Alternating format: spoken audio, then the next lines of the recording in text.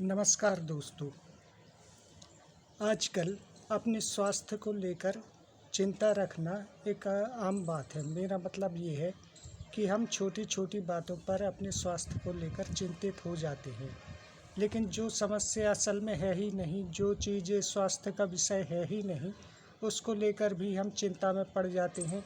और कई बार इंटरनेट पर या फिर अखबारों में पढ़कर या किसी से सुनकर इन चीज़ों पर ज़रूरत से ज़्यादा सोचने लगते हैं और फिर अपने आप को परेशान करते हैं।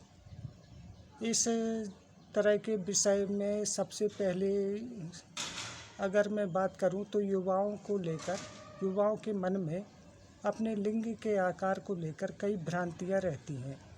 उनमें कई गलतफहमियां रहती हैं कि पता नहीं उनका लिंग सही है भी या नहीं, आकार सही है या नहीं, और उनका वो लिंग या पेनिस ठीक से काम करेगा या नहीं। पर सच्चाई ये है कि ये कोई विषय है ही नहीं। अगर आपको जन्मजात कोई बीमारी नहीं है, अगर आपका कोई एक्सीडेंट नहीं हुआ है, आपको पेनिस में या लिंग में कोई चोट नहीं लगी है, तो आपका लिंग एकदम सही सलामत है, वो ठीक से काम करेगा। कई बार ऐसा होता है कि उन्हें ख़ास तौर से युवाओं को 12-13 साल की उम्र के टीनेजर्स से लेकर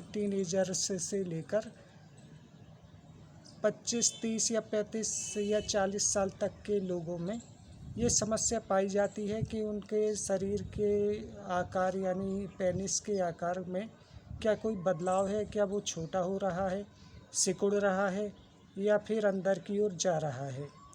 ऐसा नहीं है। ख़ास तौर से टीनेजर्स को इस बात पर ध्यान रखना चाहिए कि वो स्पॉट इरेक्शन यानी बात बात में उत्तेजित होना बंद कर दें। टीनेजर्स में एक सामान्य स्वभाव है कि जब भी वे किसी उत्तेजक स्थिति को देखेंगे, चित्र को देखेंगे या कोई सामने किसी को देखेंगे या फिर सार्वजनिक रूप से स्नान करती हुई किसी को भी देखें, कोई ऐसा दृश्य जो उन्हें उत्तेजित करता है, तो वो तुरंत उत्तेजित अवस्था में आ जाते हैं। इससे उनका जो लिंग है, जो पेनिस है, वो भी उत्तेजित हो जाता है। ऐसा दिन में 10-15 बार होता है। फिर वो लिंग शांत अवस्था में होता है। ऐसी आदत के चलते लिंग की इलास्टिसिटी यानी खिंचने, बढ़ने, फिर शांत होने, ठंडा होने और सामान्य अवस्था आने की आदत में पड़ जाता है। इससे उसके लिंग की मांसपेशियों में की इलास्टिसिटी बढ़ जाती है। जब तनाव आता है तो पूरा लिंग उत्तेजित हो जाता है, किंतु जब तनाव घटता है, शांति अवस्था होती है, इरेक्शन चला जाता है, तब लिंग एकदम छोटा सा दिखने लगता है। ऐसा इसलिए होता है क्योंकि लिंग के मांसपेशियों में जो इलास्टिसिटी होती है वो ज़्यादा बढ़ जाती है। कभी कभी लिंग के भीतर के अंदर के पार्ट्स में पर्याप्त खून नहीं जाता। हालांकि ये गहरा विषय है, लेकिन कभी कभी ऐसा होता है कि पर्याप्त खून नहीं जाता। इससे लिंग पतला या सिकुड़ा हुआ लगने लगता है, पर ये बहुत कम होता है। लेकिन अगर ऐसा हो रहा है तो आपको डॉक्टर के पास जाना चाहिए, ना कि इंटरनेट पर देखकर या अखबारों में पढ़कर कोई दवा या क्रीम ना खरीदें। ये फर्जी दवाएं होती हैं। सिर्फ यूरोलॉजिस्ट, जिन्हें सेक्सोलॉजिस्ट भी कहा जाता है, सिर्फ वो ही आपकी मदद कर सकते हैं। सिर्फ उन्हीं को पता है कि अंदर उस स्थान विशेष का या उस अंग का आखिर डेमो क्या है और उसके अंदर किस प्रक्रिया से क्या काम होते हैं।